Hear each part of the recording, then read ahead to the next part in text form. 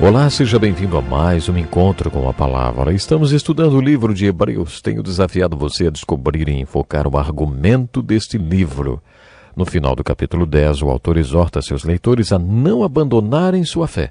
Ele começa fazendo uma lista de razões para que eles não abandonassem a fé, porque eles tinham sido salvos pela fé, deveriam viver pela fé e não deveriam abandonar a fé por causa do que ela é. No versículo 6 do capítulo 11, ele os exortou a não abandonarem a fé por causa do que a fé pode ser.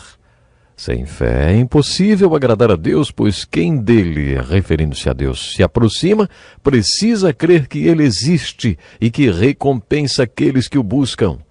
O autor tinha citado pessoas que agradaram a Deus porque tiveram fé e contou de um homem chamado Enoque que foi arrebatado por causa de sua fé. Uma vez ouvi um velho pregador contar que Enoque já era um homem velho, que sempre tinha andado com Deus. Um dia, Deus chegou para ele e disse: Enoque, já estamos mais perto da minha casa do que da sua. Por que você não vem para casa comigo, hein? Aí então Deus simplesmente levou Enoque para casa, no céu. O autor de Hebreus diz que Deus levou Enoque, porque Enoque agradou a Deus. Abel também teve fé, e Deus deu testemunho de justiça de Abel. Portanto, pela fé, você pode assumir uma posição na qual Deus declare que você é justo, porque o agradou com a sua fé. O autor finalmente conclui este argumento dizendo que, sem fé, é impossível agradar a Deus, pois quem dele se aproxima precisa crer que ele existe e que recompensa aqueles que o buscam. Jesus disse: peçam e lhes será dado, busquem e encontrarão, batam e a porta lhes será aberta. Jesus também acrescentou uma promessa, pois todo o que pede, recebe, o que busca, encontra, e aquele que bate, a porta será aberta. Se você não está recebendo nem encontrando, e se a porta tem ficado fechada para você, alguma coisa deve estar errada com a maneira como você está pedindo, buscando ou batendo. Jesus disse que todo o que pede, todo o que busca e todo o que bate, todos têm resposta. Encontramos o mesmo conceito em Hebreus. Se você se aproxima de Deus, deve crer em quem Ele é. Isso é fé. E você deve crer que Ele recompensa aqueles que o buscam diligentemente. E o que significa buscá-lo diligentemente?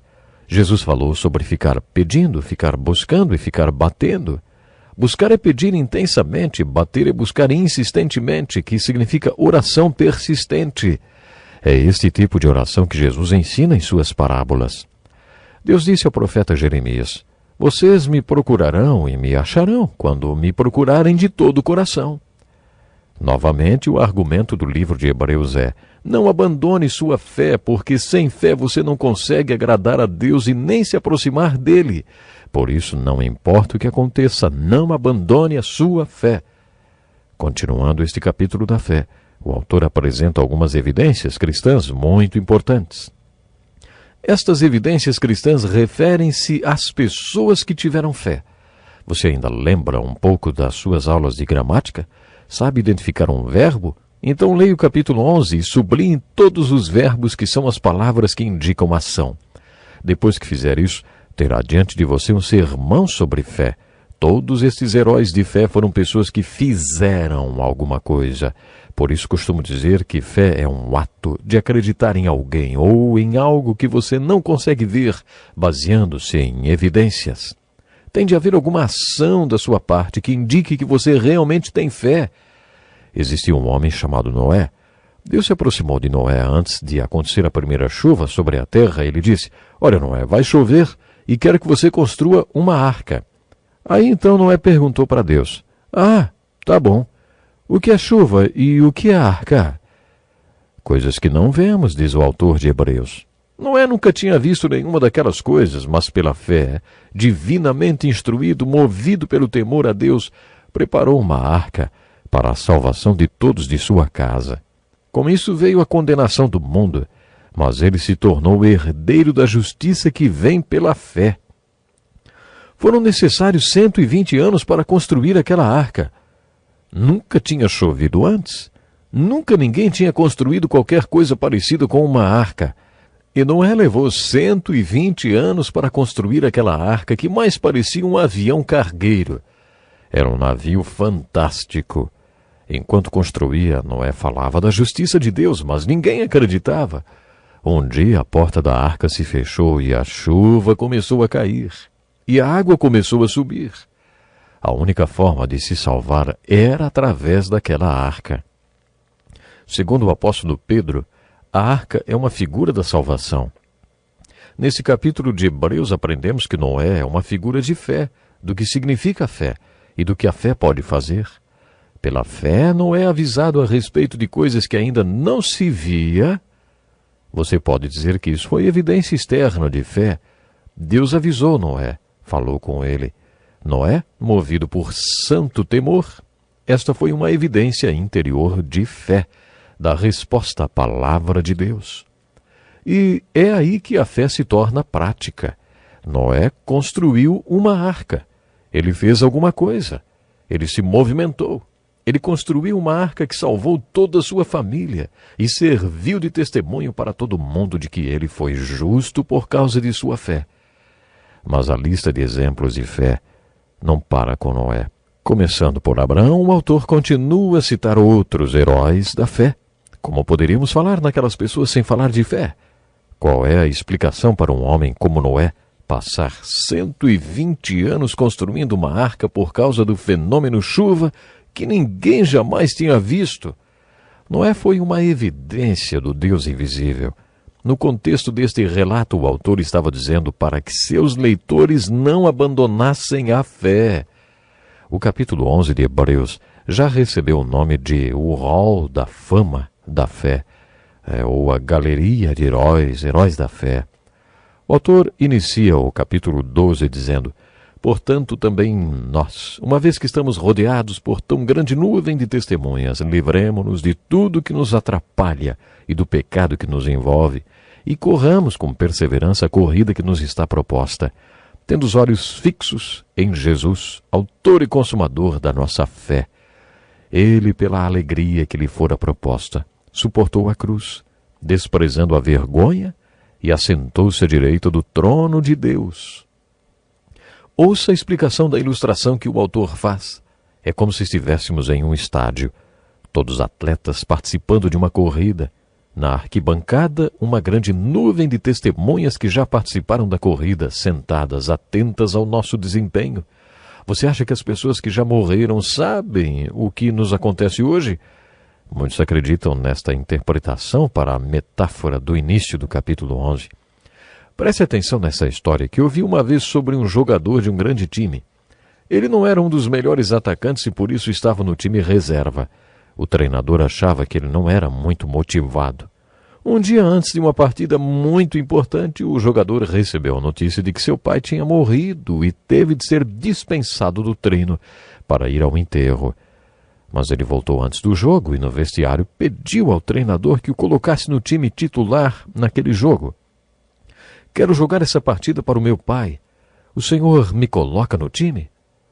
Comovido pelo rapaz, o treinador o colocou como atacante do time titular para aquela importante partida. Aconteceu que naquele dia o jovem fez uma partida excelente e, graças a ele, o time ganhou. Mais tarde, o treinador lhe perguntou: como a morte do seu pai pôde motivá-lo tanto assim, hein? O jovem respondeu: treinador, meu pai nunca perdia um jogo do nosso time, mesmo quando eu não jogava. Na verdade, ele não podia assistir a nenhum deles porque era cego. Por isso ele nunca me viu jogando. Mas agora, ele está no céu e de lá ele pode me ver. Então hoje eu joguei para o meu pai, porque essa foi a primeira vez que ele me assistiu jogar. Você acredita nisso? Muita gente interpreta o primeiro versículo do capítulo 12 aqui de Hebreus ao pé da letra. De acordo com o autor de Hebreus, não devemos abandonar nossa fé, porque existe uma grande nuvem de testemunhas nos assistindo. A partir do capítulo 12, o autor encerra sua argumentação e começa a fazer aplicações tremendas de todo o seu ensino. Você está lembrado que, quando estudamos o livro de Jó, fizemos um estudo sobre as 30 razões pelas quais Deus permite que seu povo sofra? Naquele estudo mencionamos o capítulo 12 de Hebreus, em que o autor afirma que às vezes a razão para você estar sofrendo é que você está sendo castigado. Às vezes a razão do nosso sofrimento é alguma disciplina que Deus está aplicando em nossas vidas. A Bíblia afirma que Deus castiga o filho que ama. Mas quando você vir alguém sofrendo, não se precipite em dizer que a pessoa está passando por um castigo por causa de algo que fez, porque pode ser que não seja esse o caso. Mas, de acordo com este autor, se você está sofrendo porque está sendo disciplinado, o seu sofrimento é uma confirmação de que você é um filho de Deus. Imagine que você veja algumas crianças aprontando e falando palavrões no seu quintal e você diga à sua esposa: "Se fossem meus filhos, eles iam ver." Aí sua esposa se vira e diz: "Mas, querido, estes são os seus filhos." Você ia se levantar e tomar alguma atitude com eles só porque são os seus filhos, não ia?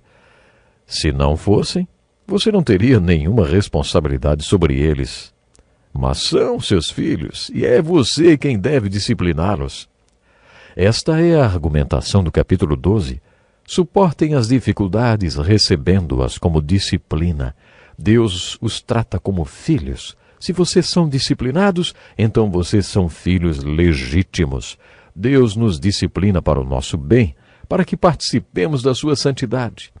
Apocalipse 3,19 diz: "Repreendo e disciplino aqueles a quem eu amo. Por isso seja diligente e arrependa-se. Eis que estou à porta e bato." O que está batendo à porta da sua vida? Às vezes os problemas são um castigo de amor do Pai do céu que está tentando chamar nossa atenção. Segundo o autor, esta disciplina produz fruto de justiça e paz para aqueles que por ela são exercitados. Depois de falar sobre disciplina, o autor faz uma profunda exortação sobre hospitalidade. Não se esqueçam da hospitalidade. Foi praticando-a que, sem o saber, alguns acolheram anjos. Depois ele fala para que nos lembremos dos prisioneiros como se estivéssemos presos com eles. E o autor conclui esta maravilhosa obra-prima com uma exortação para que obedeçamos aos pastores responsáveis pelo nosso bem-estar espiritual. Que pena, temos que terminar. Deus lhe abençoe.